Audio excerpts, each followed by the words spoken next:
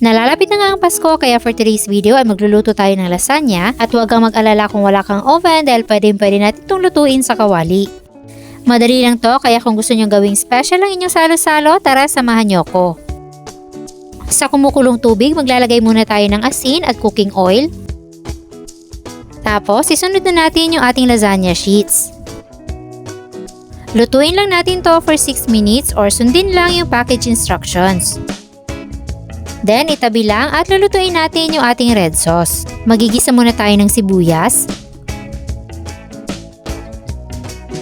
bawang, at red bell peppers. Igisa lang natin to hanggang maging aromatic. Then, ilagay na natin yung ating 1/2 kilo ng ground beef. So, lutuin lang muna natin itong mabuti.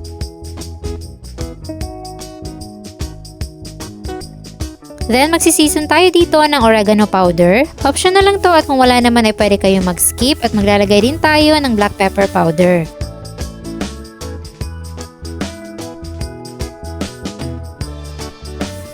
Pagkatapos natin yung mahalo ay maglalagay na tayo ng spaghetti sauce. Filipino style pala itong gamit ko at hindi na ako magdadagdag pa ng iba pang pampalasa. So, haluin na lang natin to at i-make sure lang na maluto ng mabuti yung ating sauce.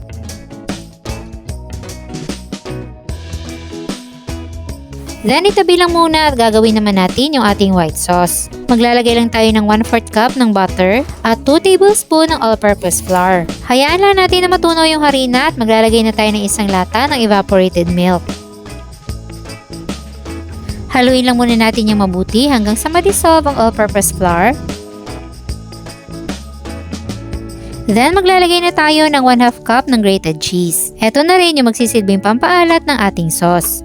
Huwag kayong masyadong maglalagay ng asin dahil magiging maalat yung ating lasagna kasi maglalagay tayo dyan ng maraming cheese. Titimplahan na lang natin to ng ground black pepper at kapag ganito na yung itsura ng inyong sauce ay okay na yan. So start na tayo mag-layer dito sa ating non-stick na kawali. Una natin ilalagay itong ating ground meat with sauce.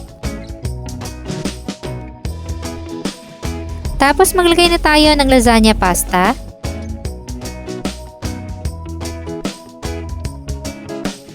Then, another layer ng ating meat sauce.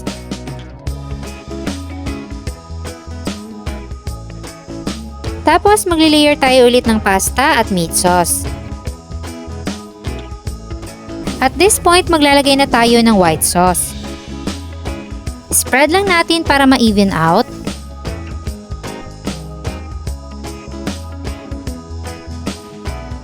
At maglalagay pa tayo ng isa pang layer ng pasta at meat sauce. Ito na yung last layer natin ito.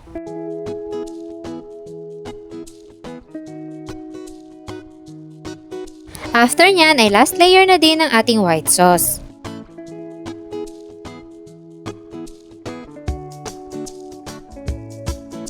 At pinakauli nating ilalagay ang ating quick melt cheese para maging cheesy ang ating lasagna. Para ma-enhance ang kulay, pwede tayo maglagay dito ng herbs gaya ng parsley. Optional lang to at kung wala naman ay okay lang din. Takpan at isimmer natin to sa mahinang-mahinang apoy for 8 minutes o hanggang sa mag-melt na yung cheese sa ibabaw.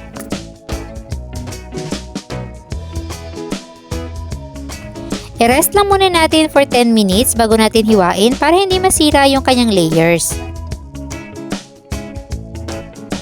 Kaya hindi mo na kailangan pa ng oven para makapagluto ka ng cheesy lasagna. Kung meron kang kawali ay pwedeng-pwede na. Kaya ano pang hinihintay mo, idagdag mo na to sa listahan ng lulutuin mo sa bagong taon at Pasko.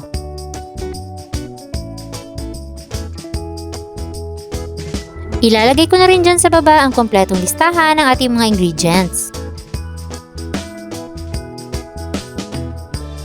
At sana'y nagustuhan nyo ang ating holiday recipe idea for today.